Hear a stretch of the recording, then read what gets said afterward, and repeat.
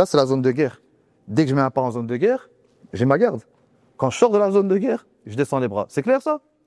C'est logique, hein? Donc, c'est moi qui décide à quel moment je suis en danger ou pas. Quand je rentre, je viens combiner et je sors vite avec ce bras avant.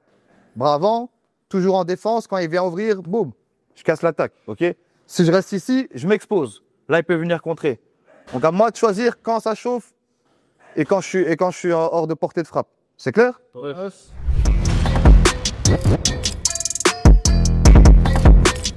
Ici, qu'est-ce qu'on a? On a un boxeur A qui boxe en reculant, ok, et un boxeur B qui boxe en avançant. Ça. Là, Purement un qui met la pression et un qui la essaie de pression, fuir cette... c'est ça, qui essaie de supprimer la pression. Et un boxeur qui essaie de fuir la pression, Mais tout en boxant, tout en tout gardant. en boxant, voilà, en gardant le contrôle aussi. Parce que boxer en reculant, finalement, ça reste une boxe totalement scientifique. C'est presque une discipline à part entière, hein, finalement. Ouais, c'est beaucoup plus dur, c'est beaucoup plus dur. Et l'idée ici, c'est que, encore une fois, imaginons que je suis touché, je suis en combat, j'ai envie de boxer en reculant pour prendre la distance. Et aussi, je veux que les deux boxeurs puissent maîtriser les deux styles. On va pas enfermer un boxeur dans... Regarde, par contre, Nicolas, dans ce cas-là, lui, il aime bien boxer en avançant. Donc là, tu vois qu'il domine. Sur le prochain round, la prochaine minute, quand il va boxer en reculant, tu vas voir déjà moins un cop connant. Oui. Ok. Défense. Est-ce que c'est pas un gros point faible, finalement, qui est présent relativement fréquemment chez les boxeurs?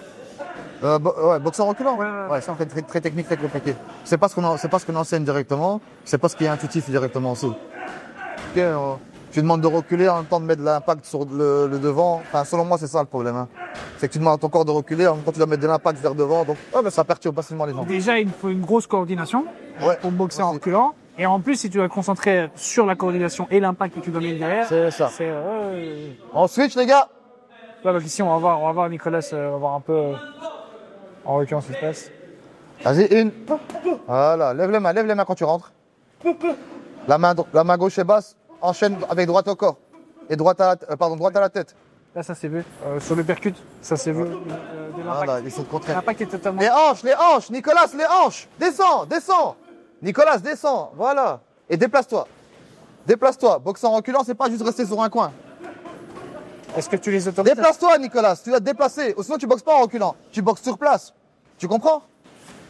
Attends, ça va? J'ai même pas vu.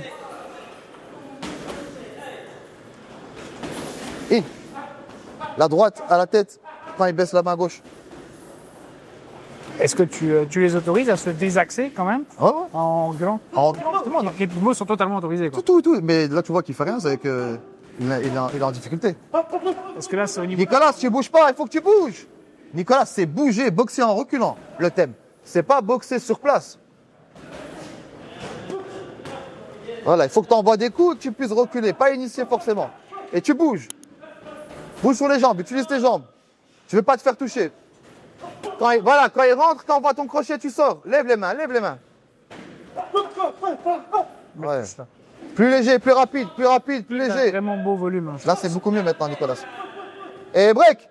Là, c'était quand même mieux à la fin, non? Tu vois, finalement, c'est pas instinctif, mais dès que tu donnes quelques pistes, il y a des trucs qui se débloquent. Et c'est pour ça qu'on travaille en thème. Comme ça, le gars, il a pas... il doit focus sur une stratégie. Okay, sinon, t'es livré à toi-même. Et puis, tu reviens, en fait, dans ce que tu sais faire. Ouais, c'est ça. Et ça devient instinctif. Et finalement, si tu arrives à combiner de l'entraînement, il y a un moment, instinctivement, si jamais un moment en combat, Si t'en as besoin, tu vas le faire. Parce que c'est comme ça. Et c'est ça que je leur dis souvent. Moi, j'ai envie qu'ils aient le choix. Quand je parle, genre, de mettre du volume et pousser à l'entraînement, c'est pour qu'après, ils aient le choix en combat. Ouais, c'est ça. Ça veut dire, j'ai le choix de pousser. Si c'est facile en face, je pousse pas. Je gère mon combat. Je maîtrise mes rounds. Mais je suis pas obligé d'aller dans le rouge forcément. Là où aussi je m'entraîne pas bien, si je suis pas à fond à l'entraînement, en fait je subis dans le combat. J'ai pas le choix que de subir. Ouais, c'est ça. T'as pas d'arme en fait. Ouais, t'as pas d'arme. L'idée c'est qu'ils ont le choix. Ça veut dire si je mets 100 coups, 200 coups ici, en combat si j'en mets 50, tant que je domine, c'est bon. Est-ce qu'on a changé de thème ici? Ouais. Ici on est sur in-out, ça va? On a un boxeur qui est bloqué dans les coins. Ça va? Là il peut pas bouger, il peut pas sortir. Ce qu'on va essayer d'intégrer peut-être c'est bouger maintenant sur le côté. Ouais, parce que maintenant, en fait, finalement, c'est pouvoir boxer un peu contre le mur, littéralement. C'est ça. In, déplace-toi latéralement. Mais dans les cordes. Voilà.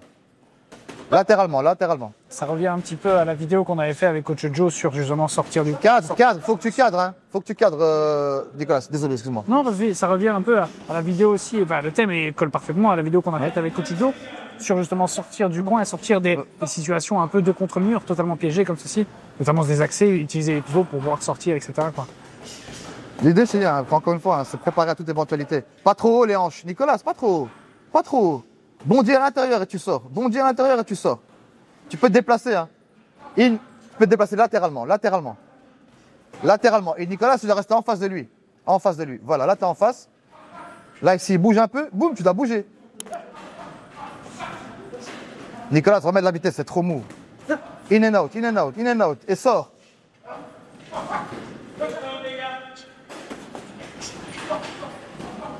Déplace-toi in latéralement.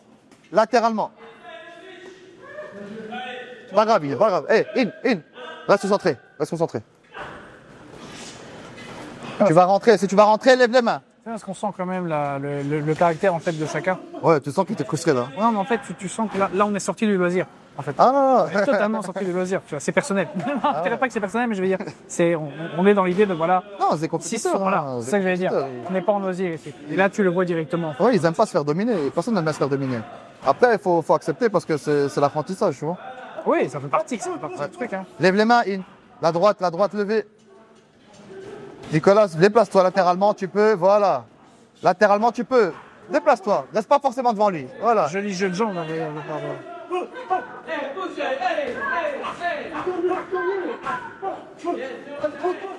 Hésite pas, in. Là, tu doutes.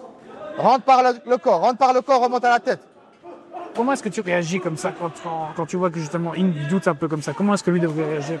Ben, je le booste, je lui dis d'avancer, là, tu vois, il va dire ce que lui devrait réagir et se dire, c'est quoi le déclic et de se dire, en mode focal, c'est bon, j'y vais. Ah, ça, je serais pas, ça, je serais pas dire. Je sais pas ce que tu veux dire. Ça, je pense que c'est quand on lui rappelle. J'ai l'impression. En fait, j'ai une question piège, tu vois. Non, c'est pas une question, je sais pas, dans sa tête, mais dans l'idée, quand je lui rappelle, j'ai l'impression que ça marche. Oui. Tu vois, et en combat aussi pareil. Quand je lui rappelle, il écoute, il se dit, ok, c'est ça aussi, hein, le coaching. Ouais, c'est l'encadrement, tu veux dire. C'est lui dire quoi faire. Oh, joli. Et bref, belle sortie. C'est bien. Ah. Ok, on n'est pas sur des sparring à gagner ou à perdre. Hein. C'est pas un combat, là. Hein. D'accord, c'est pas un combat. Nous, ce qu'on veut, c'est acquérir de l'expérience. D'accord? Se mettre dans des difficultés, dans des situations difficiles. Et c'est bon, t'aimes pas boxer en reculant. Tu l'as fait, j'ai vu que t'as subi, mais t'étais présent. Ça va? Donc, il n'y a pas un sparring à gagner ou à perdre, là, aujourd'hui. Ça va? Super. En interclub, là, je te demande de les casser. Bien, Nicolas, bien bougé. Nicolas, sur le drone, là, que je t'ai demandé de boxer en reculant, t'as fait quasiment presque ce thème-là. Ouais. T'es resté fixe. Ouais, c'est vrai. Ouais. Tu vois la différence ou pas? Mais là, j'ai pas resté fixe parce que j'ai vu que tu m'avais dit de ne pas. Ouais. Là, c'est ok. Boxer dans les cordes, latéralement, t'arrives à te déplacer. Mais boxer en reculant, l'idée, c'est de faire un peu comme Souli, tu vois. Quand vous boxez entre vous, les gars, regardez un peu ce que font les autres, ce qu'ils font de bien. Quand ils font quelque chose de mal, ne vous regardez pas. Mais quand ils font un truc bien, Souli fait un truc bien. Ouais, bam, bam, il sort, il part, il est à gauche, à droite. Essaie de voir un peu ce qu'il fait. C'est ça que je demande quand je dis boxer en reculant. C'est pas rester dans les cordes et attendre que ça passe. Tu vois. Imagine, t'as un boxeur qui est trop puissant. Tu restes dans les cordes, t'attends que ça passe, il te fout en l'air. À un moment donné, il va te foutre en l'air. Si tu bouges, là, tu vas le mettre en difficulté. Ça va? Ça va, pas. Yo.